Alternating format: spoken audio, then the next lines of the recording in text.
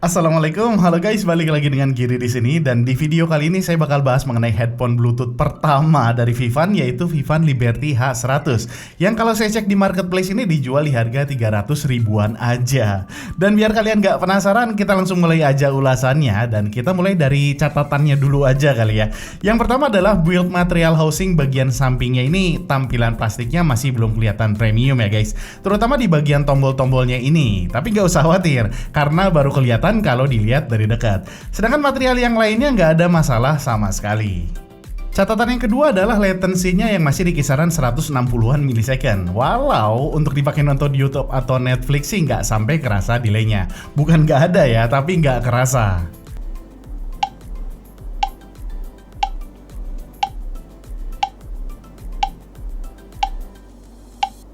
Assalamualaikum warahmatullahi wabarakatuh. Halo guys, ketemu lagi di channel Gaptek. Kali ini buat full review sebuah Poco M3.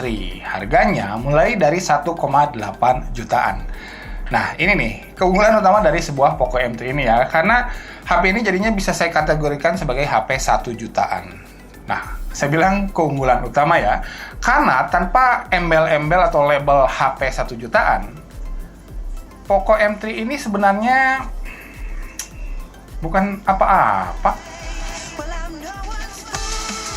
Tapi kalaupun kalian lagi butuh koneksi tanpa delay, kayak untuk main PUBG misalnya, ya tinggal colokin aja kabel AUX-nya, instan delaynya hilang dan jadi nggak butuh baterai juga.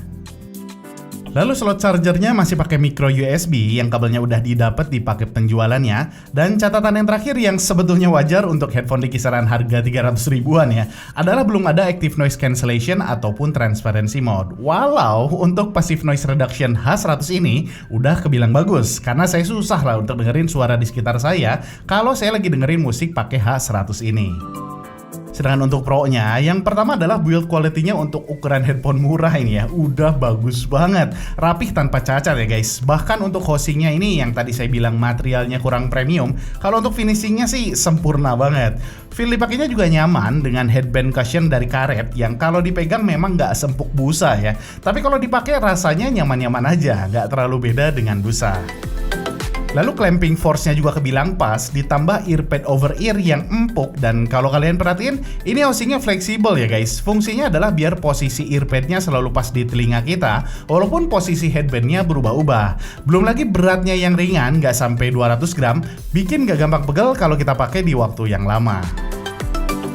Sedangkan untuk slidernya ini dari metal yang feel-nya juga kokoh dengan finishing yang rapi juga.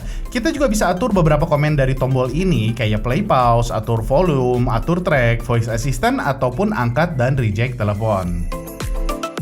Berikutnya adalah keluaran suaranya yang punya dua tipe tuning yang sama-sama bagusnya, yaitu mode normal dan mode bassnya. Dimana di mode normalnya ini sebetulnya udah mengarah ke warm ya guys. Bassnya punchy yang udah sedikit dominan ketimbang mid dan treble-nya, sub bassnya juga kerasa dan low-nya juga enak.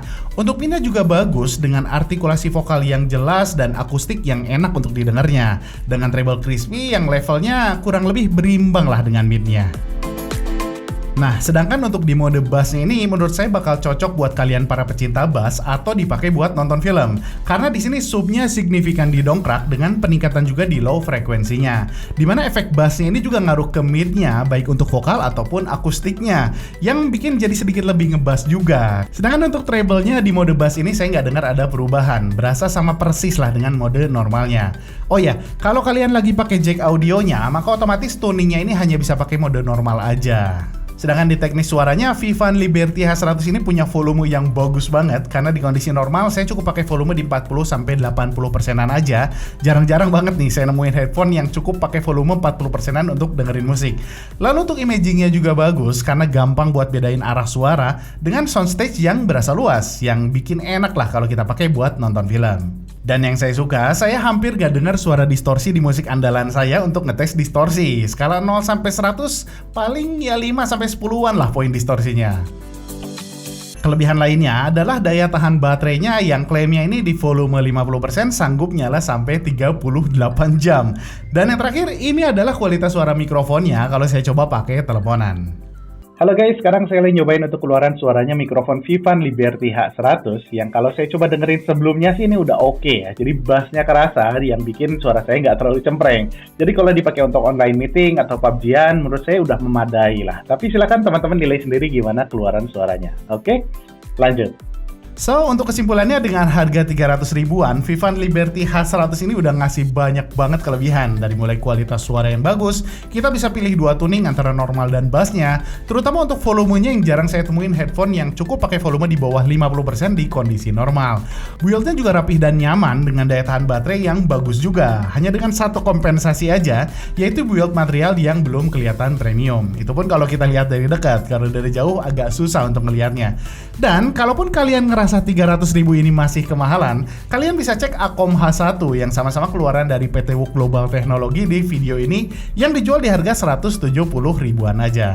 Oke guys, itu aja ulasan tentang Vivan Liberty H100 ini. Mohon maaf banget kalau ada kekurangan, semoga videonya bermanfaat. Giris out, Assalamualaikum warahmatullahi wabarakatuh.